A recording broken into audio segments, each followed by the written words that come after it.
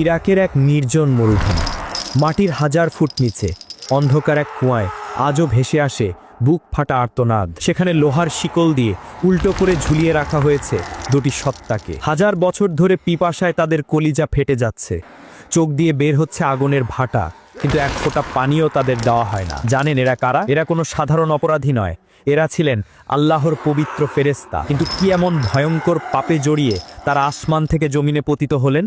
আর কিভাবে তাদের হাত ধরেই পৃথিবীতে জন্ম নিল জঘন্যতম ব্ল্যাক ম্যাজিক বা কালো জাদু? ফেরেশতা থেকে অভিশপ্ত শয়তানে পরিণত হওয়ার সেই লোমহর্ষক ইতিহাস জানতে ভিডিওটি শেষ পর্যন্ত দেখুন, গা শিউরে উঠবে আপনার।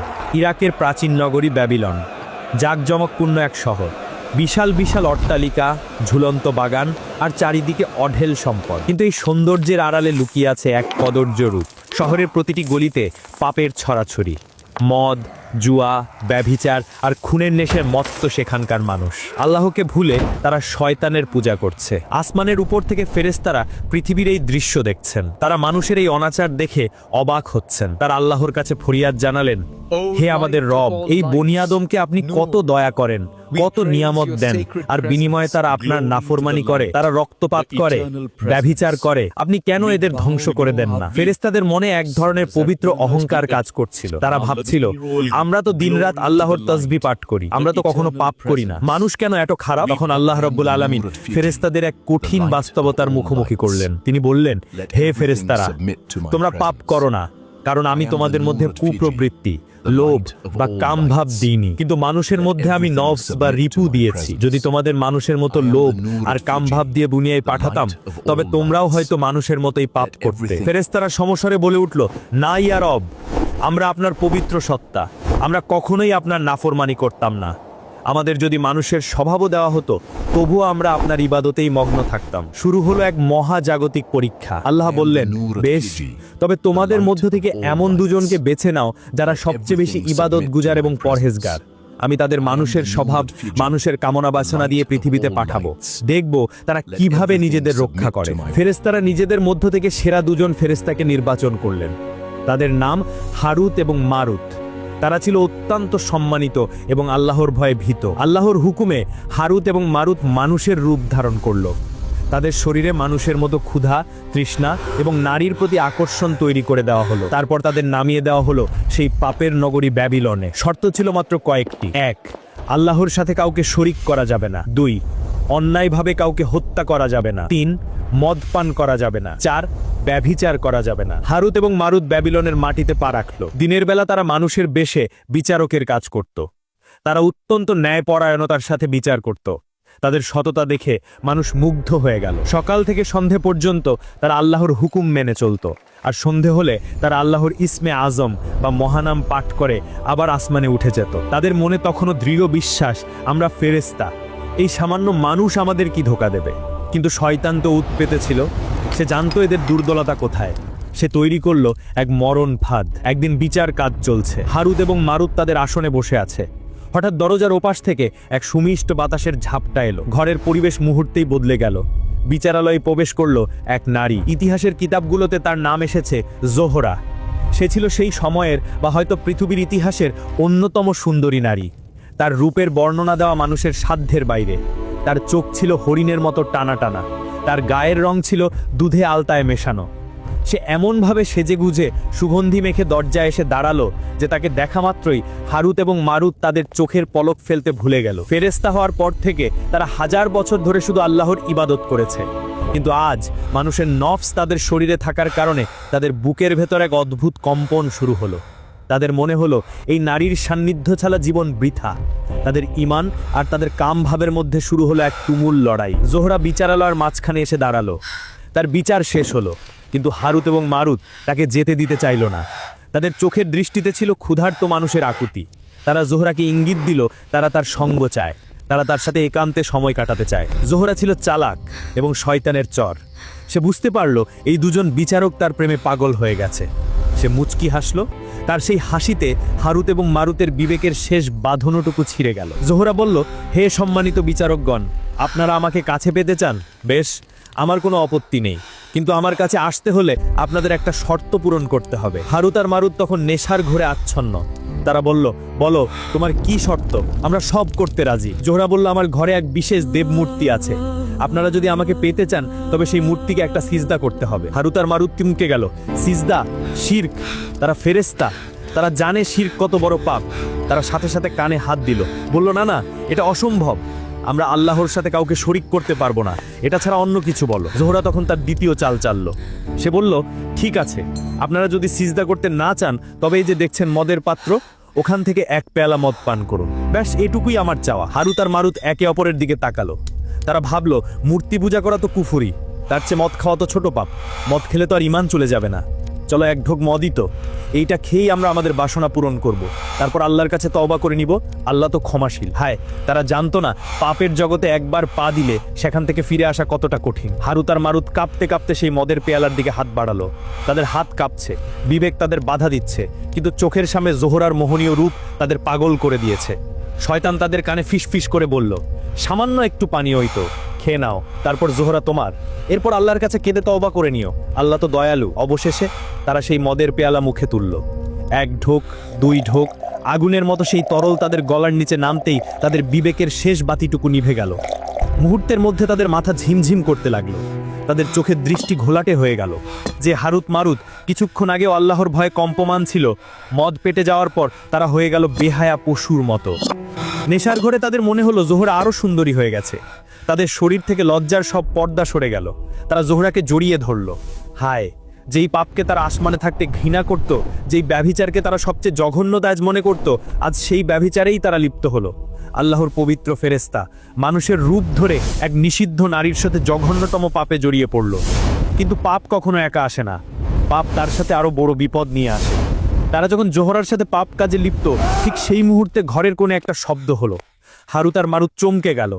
তারা তাকিয়ে দেখলো একজন সাধারণ মানুষ, হয়তো কোনো ভিখারি বা পথিক, ভুল করে ওই ঘরে ঢুকে পড়েছে এবং তাদের এই কুকর্ম নিজের চোখে দেখে ফেলেছে। নেশায় বুঁধে থাকা হারুত আর মারুত তখন হিতাহিত জ্ঞান শূন্য।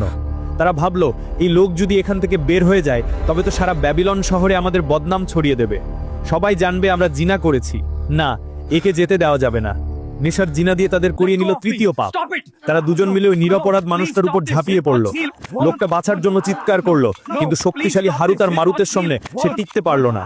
তারা নির্মমভাবে, নিষ্ঠুরভাবে সেই লোকটাকে হত্যা করলো। একবার ভাবুন তো দৃশ্যটা, মেঝেতে পড়ে আছে একটা তাজা লাশ, রক্তে ভেসে যাচ্ছে ঘর, আর তার পাশেই দাঁড়িয়ে আছে আল্লাহর দুই প্রিয় ফেরেশতা। তারা মদ খেয়েছে, তারা ব্যভিচার করেছে, এখন তারা খুনি। মানুষ হত্যা করার মতো মহাপাপও তাদের হাত দিয়ে হয়ে গেল। এদিকে জোহরা সব দেখছিল, সে মুচকি হাসলো। সে বুঝতে পারলো এরা এখন পুরোপুরি তার হাতের মুঠোয়, এদের আর ফিরে যাওয়ার কোনো পথ নেই। জোহরা তখন তাদের বলল, আপনারা তো সবই করলেন, কিন্তু আমার একটা শেষ আবদার আছে। আপনারা প্রতিদিন সন্ধ্যায় কোন মন্ত্র পড়ে আকাশে উড়ে যান সেটা আমি দেখেছি। আমি জানি আপনাদের কাছে সেই গোপন নাম, আল্লাহর সেই ইসমে আজম আছে যা পড়লে আকাশে ওড়া যায়। আমাকে সেই নামটা শিখিয়ে দিন। হারুত আর মারুত তখন পাপের সাগরে হাবুডুবু খাচ্ছে, তাদের বিচার বুদ্ধি লোপ পেয়েছে। জোহরার আবদার মেটাতে তারা বিনা বাক্যে ব্যয়ে আল্লাহর সেই গোপন রহস্য, সেই পবিত্র ইসমে আজম জোহরাকে শিখিয়ে দিল। জোহরা তো এটাই চাচ্ছিল। মন্ত্রটা শেখা মাত্রই জোহরা সেটা পাঠ করলো, আর সাথে সাথে হারুত এবং মারুতের চোখের সামনে দিয়ে জোহরা শূন্যে ভেসে উঠল এবং আকাশে মিলিয়ে গেল। কিছুক্ষণ পর হারুত এবং মারুতের নেশা কাটতে শুরু করলো। ভোরের আলো ফুটল, তাদের মাথা থেকে মদের প্রভাব সরে গেল। তারা চোখ মেলে তাকালো, চারপাশে তাকাতেই তাদের কলিজা শুকিয়ে গেল।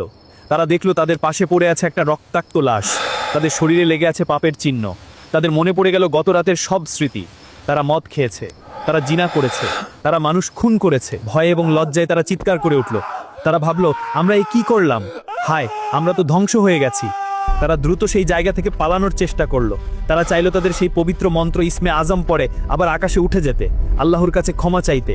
তারা মন্ত্রটা পড়ার চেষ্টা করলো, কিন্তু হায়, তাদের মুখ দিয়ে কোনো শব্দ বের হলো না। আল্লাহ তাদের স্মৃতি থেকে সেই পবিত্র নাম মুছে দিয়েছেন। তারা ওড়ার জন্য ডানায় ভর দেওয়ার চেষ্টা করলো, কিন্তু তাদের ডানা আর নড়ল না। তারা বুঝলো আসমানের দরজা তাদের জন্য চিরকালের জন্য বন্ধ হয়ে গেছে। তারা এখন আর ফেরেশতা নয়, তারা এখন অভিশপ্ত কয়েদি। ঠিক তখনই আসমান থেকে ফেরেশতাদের কান্নার আওয়াজ শোনা গেল। আসমানে থাকা ফেরেশতারা যারা আগে মানুষের নিয়ে কটূক্তি করেছিল, তারা হারুত আর মারুতের এই পতন দেখে ভয়ে কাঁপতে লাগলো।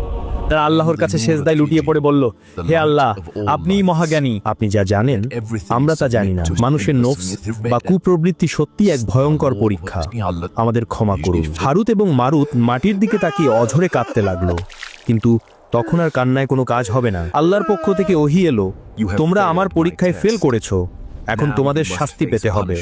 তবে আমি তোমাদের একটা সুযোগ দিচ্ছি, তোমরা বেছে নাও, তোমরা কি দুনিয়ার শাস্তি চাও নাকি আখেরাতের বা পরকালের শাস্তি চাও। আসমান থেকে আসা সেই কঠিন প্রশ্নের মুখে হারুত এবং মারুত থমকে গেল। তাদের সামনে দুটি পথ খোলা। এক, দুনিয়ার শাস্তি, যা অত্যন্ত যন্ত্রণাদায়ক কিন্তু তার একটা শেষ আছে। দুই, আখিরাতের শাস্তি, অর্থাৎ জাহান্নামের আগুন, যার কোনো শেষ নেই। তারা একে অপরের দিকে তাকালো, তাদের চোখ দিয়ে তখনও অনুতাপের পানি ঝরছে। তারা ভাবল, দুনিয়ার কষ্ট যতই ভয়ানক হোক, কিয়ামতের দিন তো তা শেষ হয়ে যাবে, কিন্তু আল্লাহর ক্রোধ নিয়ে অনন্তকাল জাহান্নামে জ্বলার ক্ষমতা আমাদের নেই। তাই তারা কাঁপতে কাঁপতে আকাশের দিকে তাকিয়ে বলল, হে আমাদের রব, আমরা দুনিয়ার আযাবই মাথা পেতে নিচ্ছি। আমরা দুনিয়াতেই আমাদের পাপের প্রায়শ্চিত্ত করতে চাই, যাতে কিয়ামতের দিন আপনার দয়া পেতে পারি। আল্লাহ তাদের ফয়সালা কবুল করলেন। এরপর আসমান থেকে ফেরেশতারা নেমে এলো। যেই হারুত মারুতকে ফেরেশতারা একদিন সম্মান করত, আজ তাদের পায়ে পরানো হলো বিশাল ও ভারী লোহার শিকল। তাদের ডানাগুলো আগেই অকেজো হয়ে গিয়েছিল। ফেরেশতারা তাদের টেনে হিচড়ে নিয়ে গেল ইরাকের সেই ব্যাবিলন শহরের এক নির্জন প্রান্তে। সেখানে মাটির গভীরে অন্ধকার এক কুয়া খনন করা হলো।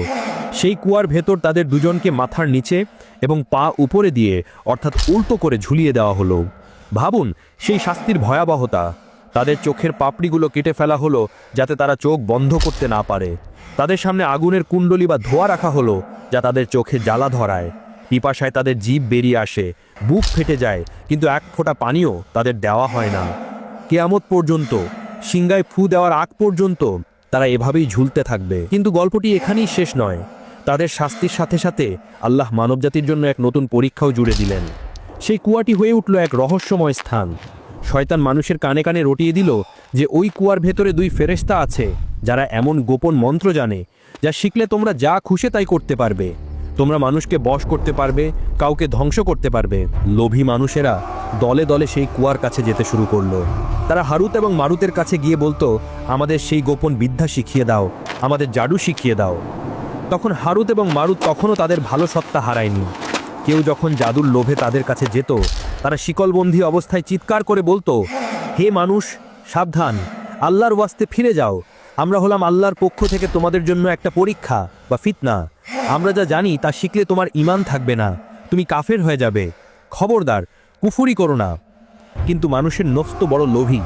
তারা আসতো, তারা বলতো, আমরা জাহান্নামে যেতে রাজি, তবু আমাদের জাদু শেখাও। আমরা আমাদের শত্রুকে ধ্বংস করতে চাই, আমরা অমুক নারীকে বশ করতে চাই। যখন মানুষ কিছুতেই শুনতো না, তখন হারুত মারুত বাধ্য হয়ে তাদের সেই গোপন জাদুর মন্ত্র শিখিয়ে দিত। আর সেই জাদু কি ছিল? আল্লাহ কোরআনে বিশেষভাবে উল্লেখ করেছেন, তারা তাদের কাছ থেকে এমন জাদু শিখত যা দিয়ে স্বামী এবং স্ত্রীর মধ্যে বিচ্ছেদ ঘটানো যায়। চিন্তা করুন, শয়তানের সবচেয়ে প্রিয় কাজ হলো স্বামী স্ত্রীর সংসার ভাঙা। আর এই জঘন্য বিদ্যার উৎপত্তি হয়েছিল সেই ব্যাবিলনের কুয়া থেকে। মানুষ সেখান থেকে ব্ল্যাক ম্যাজিক বা কালো জাদু শিখে সমাজে ছড়িয়ে দিল। এভাবেই পৃথিবীতে জাদুর বিস্তার ঘটল। আজ হাজার হাজার বছর পার হয়ে গেছে। বিশ্বাস করা হয় ইরাকের কোনো এক অজানা মরুপ্রান্তরের মাটির নিচে সেই কুয়ার ভেতরে হারুত মারুত আজও উল্টো হয়ে ঝুলে আছে। তারা প্রতিটি মুহূর্তে আল্লাহর শাস্তির স্বাদ ভোগ করছে। তারা অপেক্ষা করছে কিয়ামতের সেই দিনের, যেদিন তাদের এই কষ্টের অবসান হবে। এই ঘটনাটি আমাদের জন্য এক বিশাল সতর্কবার্তা। প্রথমত, পাপের প্রতি ঘৃণা। ফেরেশতা হয়েও তারা নারী এবং মদের ধোঁকায় পড়েছিল। আমরা তো মাটির মানুষ, তাই কখনো নিজেকে নিয়ে অহংকার করা উচিত নয়। সবসময় আল্লাহর কাছে শয়তানের ধোঁকা থেকে পানাহ চাইতে হবে। দ্বিতীয়ত, জাদুর ভয়াবহতা। জাদু সত্য, কিন্তু জাদু করা এবং জাদু বিশ্বাস করা দুটোই কুফরি। যারা জাদু করে পাছে যায়, যারা তাবিজ কবজ দিয়ে মানুষের ক্ষতি করতে চায়, কিংবা স্বামী স্ত্রীর মধ্যে ঝগড়া লাগাতে চায়, তারা আসলে হারুত মারুতের শেখানো সেই কুফরি পথই অনুসরণ করছে। এদের ঠিকানা জাহান্নাম। মনে রাখবেন, জাদুকর আপনার ক্ষতি করতে পারে, কিন্তু আল্লাহর হুকুম ছাড়া গাছের একটা পাতাও নড়ে না। তাই জাদুর ভয় না পেয়ে আল্লাহর ওপর ভরসা রাখুন। ভিডিওটি শেষ করার আগে আসুন আমরা সবাই মিলে একবার পড়ি, আউযু বিল্লাহি মিনাশ শাইতানির রাজিম। হে আল্লাহ, আমরা সব ধরনের জাদু, টোনা এবং শয়তানের কুমন্ত্রণা থেকে তোমার কাছে আশ্রয় চাই। আমাদের ঈমানকে তুমি হেফাজত করো। আজ আপনার একটা শেয়ারের কারণে হয়তো কোনো এক ভাই বা বোন এই ভয়ঙ্কর গুনাহ সম্পর্কে জানতে পারবেন। হয়তো কোনো এক বিপদগামী মানুষ জাদুর পথ ছেড়ে তওবা করে ফিরে আসবেন। ভাবুন তো, কিয়ামতের দিন এই ছোট্ট আমলটাই হয়তো আপনার নাজাতের ওসিলা হয়ে যাবে। তাই সওয়াবের আশায় দিন প্রচারের সাথে ভিডিওটি এখনই শেয়ার করে দিন। আল্লাহর প্রতি ভালোবাসা আর ভয় যদি আপনার অন্তরে থাকে তবে ভিডিওটিতে একটি লাইক দিতে ভুলবেন না। ইনশাআল্লাহ দেখা হবে পরের ভিডিওতে। আল্লাহ আমাদের সবাইকে সব ধরনের শিরক এবং জাদু থেকে হেফাজত করুন। আমিন।